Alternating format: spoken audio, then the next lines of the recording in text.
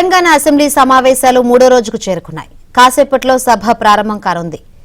ఉభయ సభలను ఉద్దేశించి గవర్నర్ తమిళిసై సౌందరరాజన్ ప్రసంగించనున్నారు. సభ వాయిదా అనంతరం బీఏసీ సమావేశం జరగనుంది. అసెంబ్లీని ఎన్ని రోజులు నడపాలన్న దానిపై నిర్ణయం తీసుకోనున్నారు. గవర్నర్ ప్రసంగానికి ధన్యవాదాలు తెలిపే తీర్మానంపై రేపు చర్చ జరగనుంది.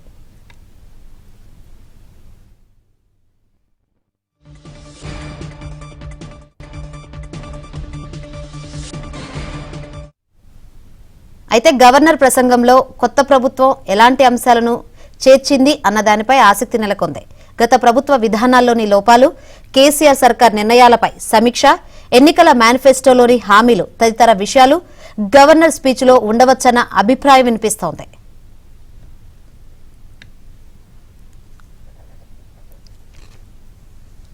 రైట్, మరిన్ని వివరాలు మా తెలంగాణ బ్యూరో ఇన్ఛార్జ్ నవీన్ అడిగి తెలుసుకుందాం. నవీన్, ఈ రోజు గవర్నర్ తమిళిసై ప్రసంగం ఉండనుందని తెలుస్తుంది. ఈ ప్రసంగంపై ఏ విధంగా ఉంటుందన్న ఒక చర్చ కూడా నడుస్తుంది. ఏ విధంగా ఉండే అవకాశం ఉందంటారు? శంకరి, మొత్తం మీద తెలంగాణలో కాంగ్రెస్ పార్టీ అధికారంలోకి వచ్చిన తర్వాత రేవంత్ రెడ్డి ముఖ్యమంత్రి అయిన తర్వాత జరుగుతున్నటువంటి తొలి అసెంబ్లీ సమావేశాలు. సో ఆల్రెడీ అసెంబ్లీ సమావేశాలు మొదలై ఇప్పటికే 2 రోజులు పూర్తయ్యాయి.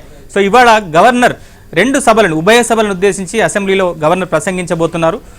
యథావిధిగా అంటే సాంప్రదాయం ప్రకారం ప్రభుత్వం ఇచ్చేటువంటి స్పీచ్ కాపీనే గవర్నర్ చదవాల్సి ఉంటుంది. సో ఇవాళ ఉదయం కాసేపట్లో అంటే 11:30 గంటల ప్రాంతంలో అసెంబ్లీలో గవర్నర్ ఉభయ సభలను ఉద్దేశించి ప్రసంగించబోతున్నారు. సో మనం కనుక చూస్తే, సో ఓవరాల్గా తెలంగాణలో ముఖ్యంగా ఎన్నికల సందర్భంగా కాంగ్రెస్ పార్టీ ప్రధానంగా అభయహస్తం పేరిట 6 గ్యారంటీ స్కీమ్స్ని హామీలను ఇచ్చింది. సో దానిలో భాగంగా ఇప్పటికే 2 హామీలను ఇంప్లిమెంట్ చేస్తుంది. ఇక మిగిలిన హామీలను ఇంప్లిమెంట్ చేయడం కోసం ఇప్పటికే హామీ ఇచ్చిన ప్రకారంగా 100 రోజుల్లో ఈ 6 గ్యారంటీ స్కీమ్లను అమలు చేస్తామని చెప్పని కాంగ్రెస్ పార్టీ హామీలు ఇచ్చింది. సో దానిలో భాగంగా తెలంగాణ ముఖ్యమంత్రి రేవంత్ రెడ్డి గడిచిన కొన్ని రోజులుగా, అంటే ఆయన సెక్రటేరియట్లో ప్రమాణ స్వీకారం చేసిన రోజు నుంచి కూడా ఆయన క్షణం తీరిక లేకుండా సో అధికారులతో రివ్యూ సమావేశాలు నిర్వహిస్తున్నారు. సో దాంట్లో ప్రధానంగా శాంతి భద్రతలు ఎట్లా ఉండాలి, రాష్ట్ర ఆర్థిక పరిస్థితి ఏంటి, సో అలానే కొన్ని అంశాలకు సంబంధించి, కొన్ని శాఖలకు సంబంధించి పనితీరు ఎట్లా ఉంది, ప్రధానంగా 6 గ్యారంటీ స్కీమ్స్ని ఎట్లా ఇంప్లిమెంట్ చేయాలి, దీనికి సంబంధించి రాష్ట్ర ప్రభుత్వం పరిస్థితి ఏంటి, అంటే ఖజానాకు సంబంధించినటువంటి పరిస్థితి ఏంటి అనేటువంటి అంశాలన్నింటినీ కూడా ఆయన సుదీర్ఘంగా రివ్యూ చేశారు.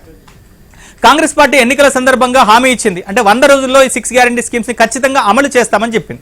అయితే ఈ 100 రోజులు పూర్తి కాకముందు, అంటే కేవలం కాంగ్రెస్ పార్టీ అధికారంలోకి వచ్చి వారం రోజులు కూడా పూర్తి కాకముందే ఇటు ప్రతిపక్షాల నుంచి, ప్రధానంగా ఇటు బీఆర్ఎస్ పార్టీ నేతల నుంచి ఒక విమర్శలు అయితే వస్తున్నాయి. సో ప్రధానంగా ఆ పార్టీకి సంబంధించిన working president, so Congress party అలవిగాని హామీలు ఇచ్చింది, సో ఈ హామీలను ఎట్లా నెరవేరుస్తుందో చూద్దాం అని చెప్పేసి ఆయన కొంత ప్రభుత్వం మీద విమర్శలు చేసేటువంటి పరిస్థితి ఉంది. మరోవైపు దీనికి కౌంటర్గా సీతక్క కూడా కౌంటర్లు కూడా ఇచ్చింది.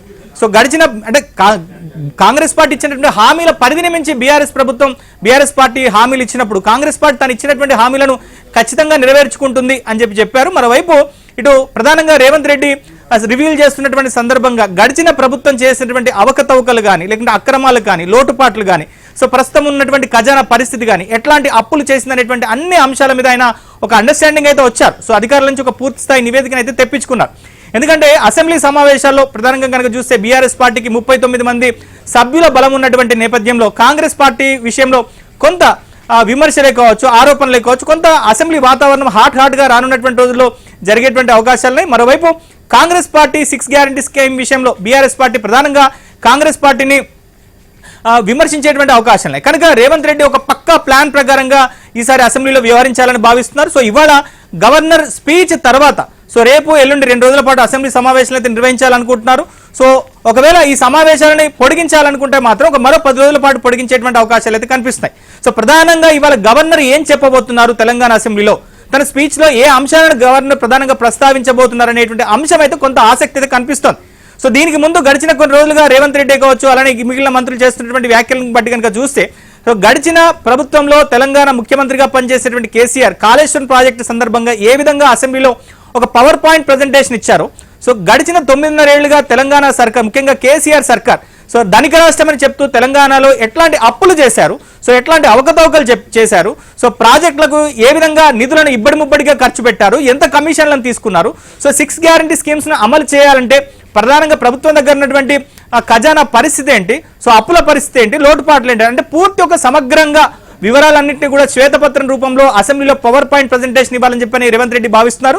సో ప్రధానంగా ఇవాళ గవర్నర్ స్పీచ్లో సో రాష్ట్ర ప్రభుత్వం ముందున్నటువంటి ప్రాధాన్య అంశాలు ఏంటి, సో ఎట్లా ఈ ప్రజలకు ఇచ్చినటువంటి హామీలు నెరవేర్చబోతుంది, సో ఇప్పుడున్నటువంటి హర్డిల్స్ ఏంటి, ఈ హర్డిల్స్ని నెట్టుకుంటూ ఎట్లా ప్రభుత్వం ముందుకు వెళ్తుంది, సో గత ప్రభుత్వం చేసినటువంటి అప్పులే కావచ్చు, వీటన్నింటి అంశాలని సమగ్రంగా గవర్నర్ స్పీచ్లో పొందుపరిచినటువంటి పరిస్థితి ఉన్నట్టుగా మనకు తెలుస్తుంది. అవే అంశాలను ఇవాళ గవర్నర్ తన స్పీచ్లో అడ్రస్ చేయబోతున్నారు. సో రేపు గవర్నర్ ప్రసంగానికి ధన్యవాదాలు తెలిపేటువంటి తీర్మానంలో భాగంగా సో ఈ అంశాలన్నింటినీ కూడా ఇటు కాంగ్రెస్ పార్టీ, ముఖ్యంగా అధికార పక్షం కాంగ్రెస్ పార్టీ ప్రజల ముందు ఉంచేటువంటి అవకాశాలు అయితే కనిపిస్తాయి. సో రేపు ఎల్లుండి 2 రోజుల పాటు అయితే కొంత అసెంబ్లీ సమావేశాలు హాట్ గా కొనసాగేటువంటి అవకాశాలు కనిపిస్తాయి.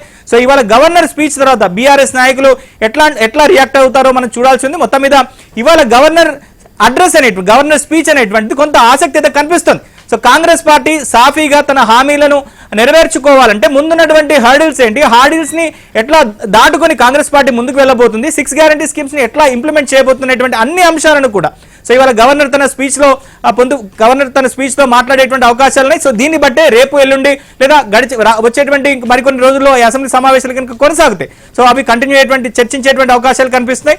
సో ఇవాళ గవర్నర్ స్పీచ్ తర్వాత సో అసెంబ్లీ బీఏసీ సమావేశం అవుతుంది.